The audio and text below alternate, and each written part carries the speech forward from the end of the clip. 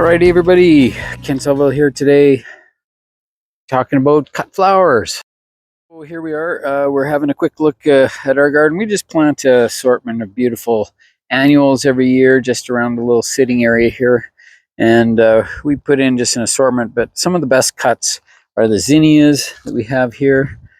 Lovely zinnias. We have an assortment of color, and snapdragons. Snapdragons make an excellent cut flower. They're just super easy to grow, and they often survive the winters and come through.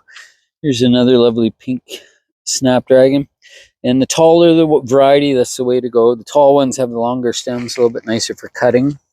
Again, more zinnias. Look at the size of that beauty. So, you can put these into vases and they're just fabulous.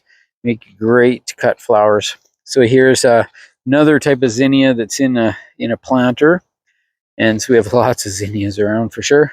Down here in front, we have these Rudbeckias are nice, but they're not really that great for cut flowers. They don't last very long. But again, more snapdragons. Of course, the Cosmos, which are great for cut flowers. They actually last quite a while. And of course, over here, we just plant a little selection of gladiolas, which are looking pretty good. Just starting to bloom, just about perfect for cutting. They like to get some little buds coming on them before you actually harvest them. And of course, the sunflowers, all these lovely little sunflowers, which attract the bees and many other pollinators and the birds in the fall. They love to come in to get the seeds. It's just a great plant, and it's fabulous, fabulous cut flower. So enjoy.